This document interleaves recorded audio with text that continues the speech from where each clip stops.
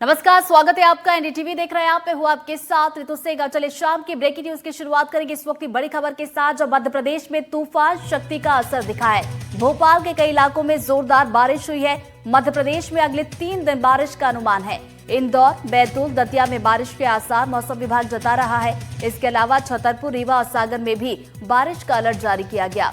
इसके अलावा सतना, सीधी और उमरिया में भी बारिश की संभावना है। तो देखिए, मध्य प्रदेश में एक तरफ जहां हम देख रहे हैं कई जिले जहां से मानसून की विदाई हो रही है, तो वहीं दूसरी तरफ हम ये भी देख रहे हैं कि अभी भी कई जिले ऐसे हैं जहां पर लगातार बारिश का दौर देखने को मिल रहा है। और इसी कड़ी में देखिए, भोपाल के इलाकों में जोरदार बारिश हुई है और अगले 3 दिन बारिश का अनुमान मौसम विभाग जता रहा है। तो तूफान शक्ति का असर इसे बताया जा रहा है। इंदौर, बैतूल और दतिया में बारिश के आसार हैं। तो वहीं छतरपुर, रीवा और सागर की बात की जाए तो यहां पर भी बारिश की संभावना मौसम विभाग जता रहा है। इसके अलावा सतना, सीधी, उमरिया की बात की जाए तो यहां पर भी बारिश को लेकर अलर्ट जारी किया गया है। तो मध्य प्रदेश के अलग अलग हिस्से जहां पर बारिश का दौर एक बार फिर से अक्टूबर के महीने में देखने को मिलेगा, जहां एक तरफ ठंड की दस्तक का इंतजार है, तो वहीं बारिश की बात की जाए तो बारिश अभी भी मध्य प्रदेश के अलग अलग जिलों को भिगा रही है। तो तूफान शक्ति का असर इसे बताया जा रहा है, जिसके चलते भोपाल के कई इलाके हैं जहां पर जोरदार बारिश हुई है। और बता दें कि 1-2 दिन नहीं बल्कि आने वाले 3 दिन तक बारिश का दौर इसी तरीके से मध्य प्रदेश के अलग अलग जिलों में जारी रह सकता है, ऐसा मौसम विभाग का पूर्वानुमान है। कुछ जिले भी बताए गए हैं जहां पर बारिश के आसार हैं। इंदौर, बैतूल, दतिया में बारिश के आसार हैं।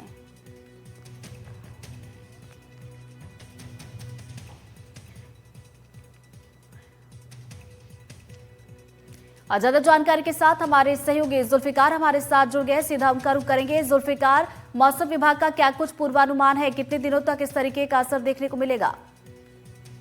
मौसम विभाग का जो पूर्वानुमान है मध्य प्रदेश और छत्तीसगढ़ दोनों के लिए अगर बात की जाए तो अगले 3 दिनों तक दोनों प्रदेशों में अलग अलग जगहों पर भारी बारिश भी हो सकती है। कुछ इलाकों में मध्यम बारिश की अलर्ट जारी किया गया है।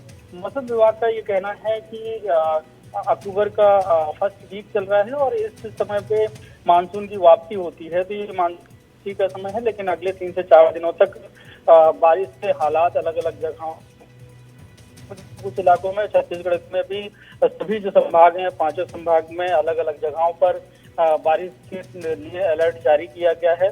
और कुछ जगहों पर मध्यम बारिश हो सकती है। जैसे आज राजधानी रायपुर की ही बात करें तो सुबह मौसम खुला था, लेकिन अभी शाम के वक्त में बूंदाबांदी हुई और जो खंड वर्षा हो रही है, मतलब पूरे लंबे इलाकों में बारिश ना होकर कुछ छोटे छोटे से पैच में भी बारिश हो रही है।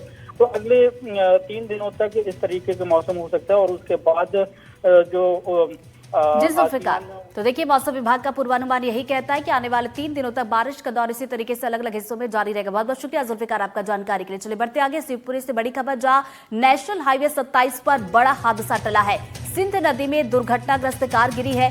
ग्रामीणों ने कार सवारों को बचाया है। ट्रक ने कार को जोरदार टक्कर मारी थी। ट्रक की टक्कर से कार नदी में गिर गई थी। तो शिवपुरी जिले के अबोला थाना क्षेत्र का ये पूरा मामला है। तस्वीरें देखिए मौके की आपको दिखा रहे हैं, जहां काले रंग की कार आपको नदी में डूबी हुई दिखाई दे रही होगी। केवल ऊपर का हिस्सा आपको बस नजर आ रहा होगा। तो सिंध नदी में ये कार गिरी है। गनीमत ये रही कि मौके पर जो लोग मौजूद थे वो जब देखते हैं इस पूरे घटनाक्रम को तो मौके पर पहुंचते हैं, जहां कार सवार सभी लोगों को बचा लिया गया है। तो बता दें कि नेशनल हाईवे 27 पर एक ट्रक ने कार को टक्कर मार दी थी। टक्कर इतनी जोरदार थी कि कार सीधे नदी में जाकर गिर जाती है। तो इसमें कुछ लोग भी सवार थे जिन्हें आसपास के लोगों ने बचाया है।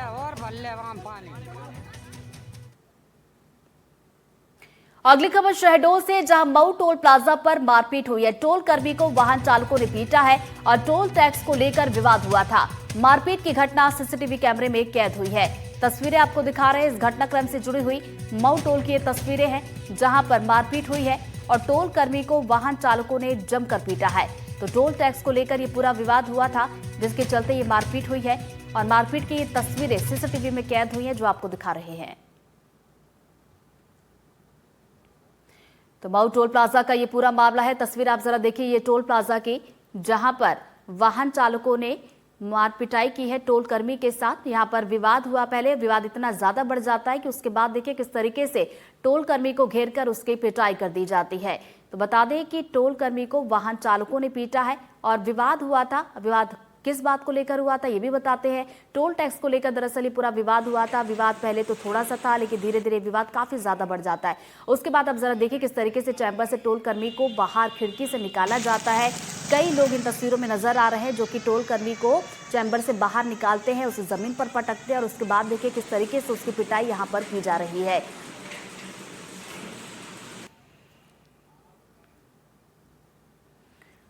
खबर बैतूल से, जहां गरबा कार्यक्रम के दौरान बवाल हो गया। छेड़छाड़ के विवाद में चाकूबाजी हुई है।